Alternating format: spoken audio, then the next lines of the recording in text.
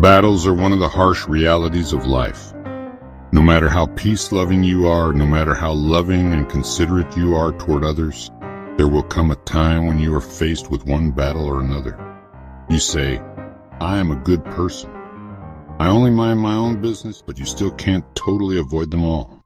Most normal people don't go looking for trouble, but it is trouble and troublers who come looking for them. Why are there battles?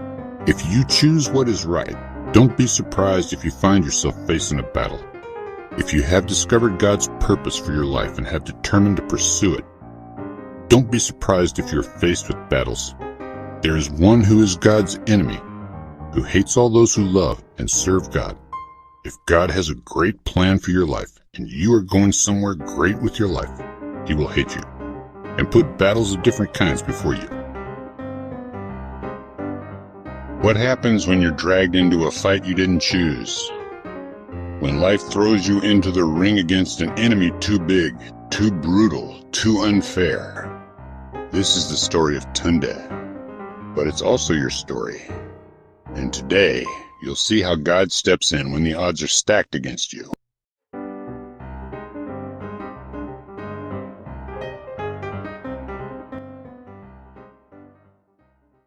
Most battles of life don't come with a warning. No trumpet, no sign. Just suddenly. One moment you're a spectator.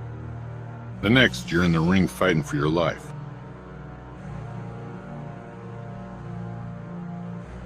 Tunde and Mike were walking. Mike said, "There is going to be a fight at the arena. Let's go and watch it. It promises to be fun." Tunde replied, "I don't feel like watching boxing. Let's go play soccer instead," Mike said. "I have already bought 2 tickets for you and me." "See?" He flipped open his wallet and gave Tunde his own.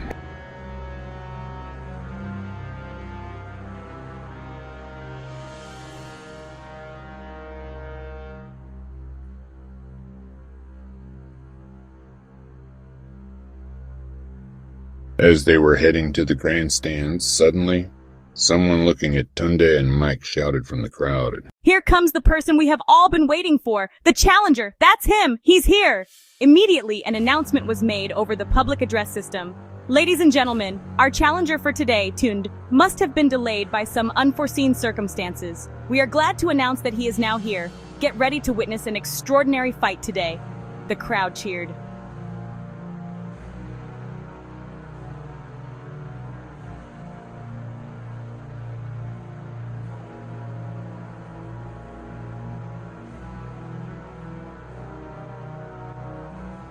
Hefty men came from behind quickly, surrounded him, and steered, almost dragging him toward the dressing room. Mike seemed to have vanished into thin air. "You are making a terrible mistake. Let go of me. I am not here to fight anyone," Tunde protested. His shouts fell on deaf ears. One of the men stopped them and pointed at a poster showing his name and photograph as the challenger. In a few minutes, they swiftly pulled off his clothes and dressed him in boxing gear. He was led into the boxing ring. The crowd was cheering, but his heart sank. His opponent, a notorious boxer nicknamed Killer Punch, almost twice his size, whose last 2 opponents were still in a coma in the same hospital.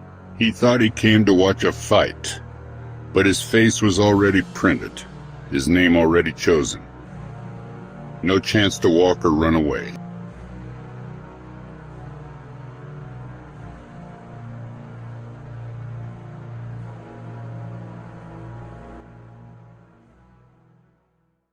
He wasn't ready. He didn't train. But here he was, thrown into this battle.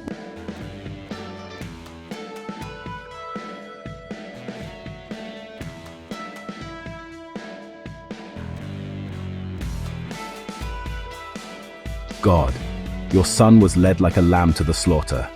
It was because of me. Please don't let me be wasted by the enemy and all those behind this. Do something that only you can do. Do it fast and rescue me. In Jesus' name."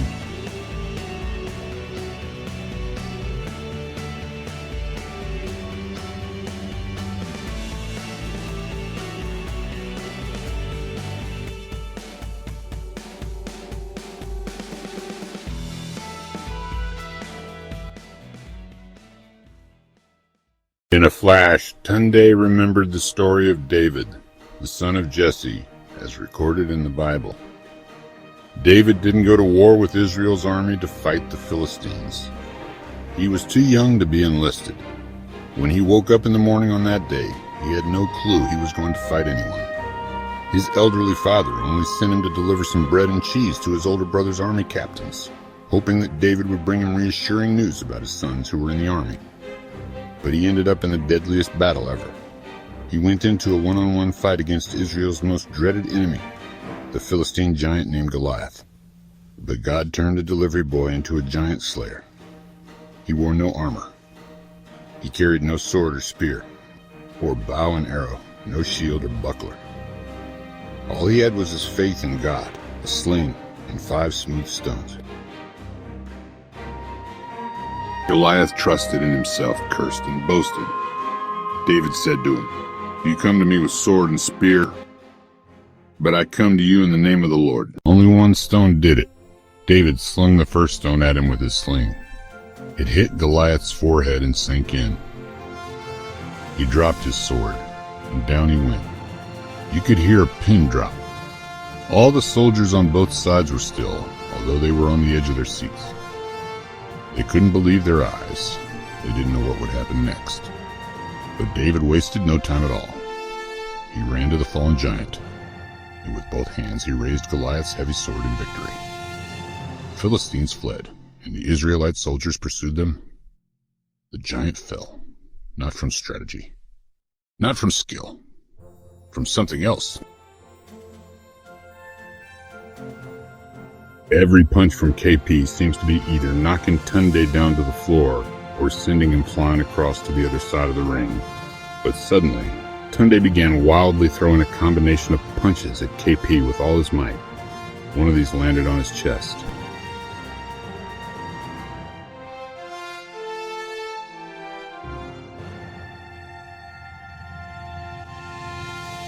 Just his face contorted with pain, clutching his chest. KP fell onto the mat. The crowd gasped, then cheered wildly. Tunde said, "Wait, is he breathing? Was that really me?" The bell rang. The fight was stopped. A doctor and paramedics came into the ring. Someone said it was a heart attack. KP was rushed to a hospital on a stretcher. Tunde was announced the winner and champion. But Tunde knew who the real champion is. It is the Lion of Judah who came in answer to his prayer and rescued him and fought his battle for him. It was a surprise attack and an invasion attempt. They had sorrow, pain, and destruction in mind toward the kingdom of Judah under King Jehoshaphat. 3 enemy nations, namely the Ammonites, the Moabites, and the Edomites, came together to wage war against Judah. It was unexpected and sudden. They were almost upon them already before someone alerted the king. It wasn't a fair fight. It was a trap, but Jehoshaphat turned to heaven.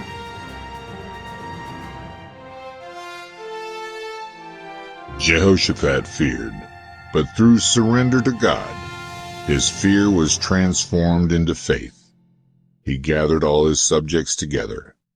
They fasted and prayed to seek God's help. Jehoshaphat cried out to God, saying, "We don't know what to do, but our eyes are on you." God answered them and said, "You will not need to fight in this battle, for the battle is not yours, but God's. Just put your priests, Levites, dedicated praisers, and worshipers in front of your army and you all. Let them praise and worship me. Then you will see what I can do for you." They did as God told them to do. Wonder what God did for them. And as they praised, God fought for Judah. Their enemies turned on each other and destroyed themselves. The battle was won, not by might, but by trust and praise. Are you in a battle you didn't choose? Outnumbered? Unprepared? Trapped? Don't fear the mismatch. Trust in the God who helps the embattled. The setup may be human, but the rescue is divine.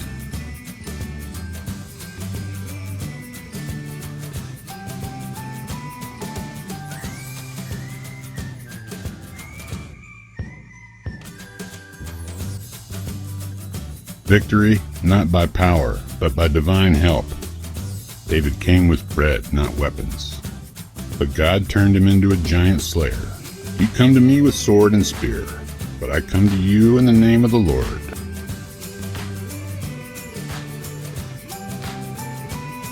Battle is not yours, but God's.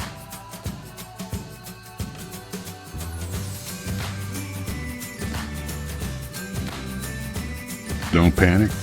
Trust in God who fights for his own. He can never lose. He will turn the tables against your foes. He will fight the battle for you. This is a drama adaptation of a message with the same title by Emmanuel A. For more faith-building content, subscribe to Bible Faith Express now.